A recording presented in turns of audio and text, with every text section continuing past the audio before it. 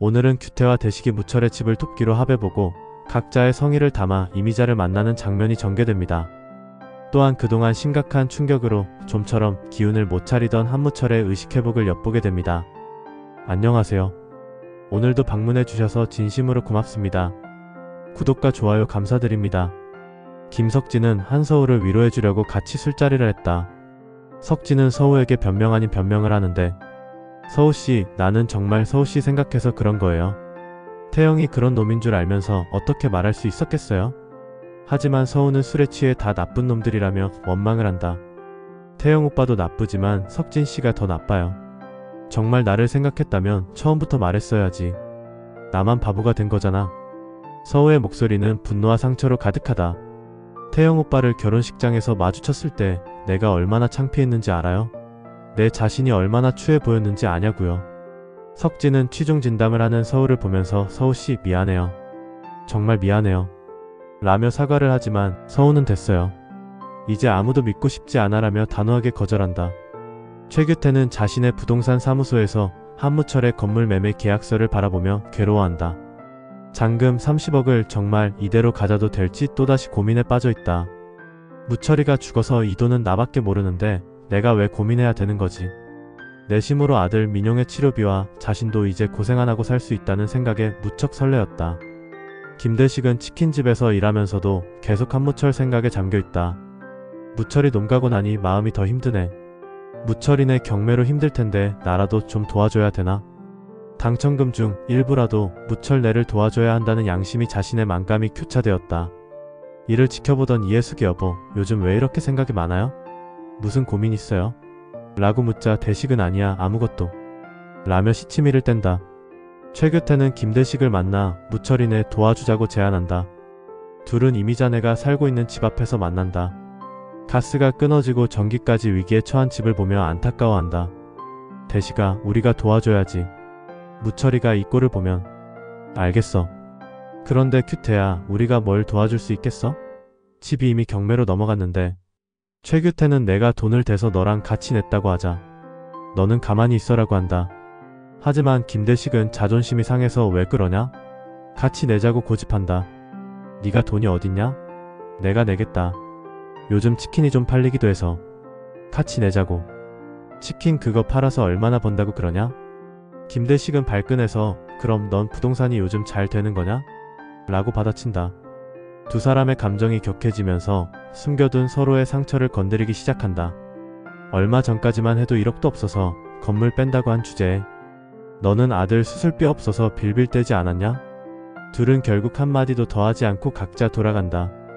집에서 이미자는 가스가 끊어져 찬물로 라면을 끓이려 하지만 결국 포기한다. 한태아는 엄마, 이러다가 정말 길에서 살게 될 것 같아요 라며 걱정한다. 태아야, 미안해. 엄마가 무능해서. 엄마 말씀 그만하세요. 아버지가 살아계시면 우리 걱정 따위 안 하셨을 텐데. 서우는 방에서 나오지 않고 태아는 아르바이트를 더 늘리려 하지만 빚쟁이들 때문에 어려운 상황이다. 이때 문 앞에 무언가가 놓여있다. 이미자가 나가보니 쌀한포와 생필품들이 봉투에 담겨있다. 편지는 없지만 누군가가 몰래 가져다 놓은 것이다. 누가 그랬을까? 이미자는 고마움과 미안함으로 눈물을 흘린다. 김석진은 한서우를 돕기 위해 여러 방법을 모색한다. 자신의 온라인 쇼핑몰 매출로는 한계가 있지만 그래도 뭔가 해보려 한다. 김태영에게 전화를 걸어야 서우한테 뭐라도 해줘야 하는 거 아니야? 라고 하지만 태영은 나도 곤란해. 내 아버지한테는 절대 말하면 안 되라며 회피한다. 석진은 이해숙에게 엄마, 서우시네 어려운데 우리가 도와줄 수 없을까요? 라고 제안하지만 이해숙은 석진아, 마음은 고맙지만 우리도 여유가 있는 건 아니잖아. 무철이 사장님 일이 어떻게 될지도 모르고. 라며 난색을 표한다. 그래도 석진은 포기하지 않고 자신이 할 수 있는 일을 찾기 시작한다. 김아지는 한태아를 만나 시계 아직 못 찾았어요. 죄송해요. 라며 사과를 한다.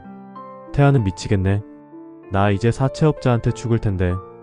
라며 괴로워한다. 얼마나 되는지 모르지만 내가 빌려준 돈으로 일단 처리해봐요. 이에 태아는 움찔하며 그건 이미 투자해서 수익 나려면 기다려야 되는데 어떻게 그 돈을 빼? 안 돼. 그러자 김아지는 아무튼 제 실수로 시계를 잃어버렸으니 제가 빌려준 돈에서 제하고 나머지만이라도 빨리 상환해주세요. 라며 한시라도 자신의 가게를 하기 위해 서둘러 돈을 돌려받기를 원했다. 태아는 속으로 사태가 심각해짐을 인지하면서도 알았어. 곧 정리해서 돌려줄게 라고 회피했다. 한편 김대식과 최규태는 다시 만났다. 그냥 각자 능력되는 만큼 소신껏 하도록 하자. 며칠 전 무철내를 돕기 위해 좋은 의미로 시작된 제안이 서로에게 상처만 주고 헤어졌었다. 그래서 이번엔 그러지 않기 위해 대식이 무철에게 단호하게 제안했다. 그래 그럼. 나도 뭐 솔직히 그렇게 여유가 많지는 않아. 갑자기 겸손한 척하는 규태를 보면서 대식은 속으로 다소 가짠다는 생각이 들었지만 혹시나 또 규태가 삐져서 돌아설까봐 최대한 성의 있게 제안을 한다. 그럼 일단 현금으로 준비해서 각자 봉투를 만들자. 그리고 재수씨에게 전달하자고. 현금으로? 지금 당장? 좀 큰 액수를 생각했던 규태였기에 순간 의아해했다. 그래 현금으로. 축의금이든 조의금이든 부조는 현금으로 봉투에 하잖아. 이번 건도 그렇게 하자고. 각자 성의에 맞게. 자신의 생각과 다소 다르긴 했지만 일단 대식의 형편을 안다고 생각한 규태는 그렇게 하기로 동의했다. 그날 저녁 두 친구는 이미자를 찾았다. 재수씨 좀 어떠세요? 저희가 한 며칠간 생각해봤는데 명색이 40년 지기 친구였는데 친구 보내고 나 몰라라 하는 건 아닌 것 같더라고요. 대식이 방문 목적을 얘기하기 위해 서론을 말했다.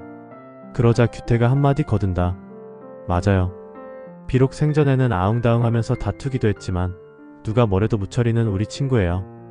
대식이 말을 잇는다. 무철이가 열심히 살려고 하다 보니 실수도 있고 해서 지금 상황이 벌어져 저희도 무척 안타깝게 생각합니다. 혹시라도 오해하지 마시고 잠시 급한 불 좀 끄시라고. 좀 부족하지만 저희 둘이 성의를 모았습니다. 조심스럽게 이미자의 눈치를 살피며 장황한 방문 목적을 얘기하고 나서야 봉투를 내밀었다. 이에 이미자는 어쩔 줄 몰라 말도 못하고 눈시울이 붉어졌다. 재수씨 받으세요. 저희 형편 아시다시피 큰 도움은 못 되지만 나름 최선을 다했어요.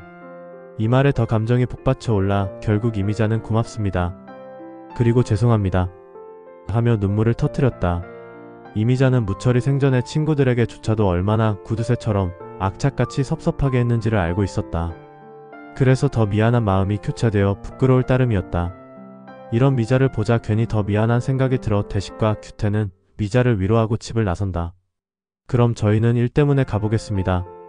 그리고 언제든지 저희가 필요하면 연락주세요. 도와드릴게요. 말을 남기고 두 사람이 나간 뒤 이미자는 화장대에 앉아 한참을 오열했다. 이 시각 폐지 영감님 집에서 사고 난 날 이후 좀처럼 의식을 못 차리고 누워있던 한무철. 어르신이 간호를 하려고 하는 순간 눈을 번쩍 뜨며 여긴 어딘가요? 라며 의식이 살아났다. 이상으로 이번 회차 예상 스토리를 마치겠습니다. 다음 회차도 구독과 좋아요 시청 부탁드립니다. 다시 한번 감사드립니다.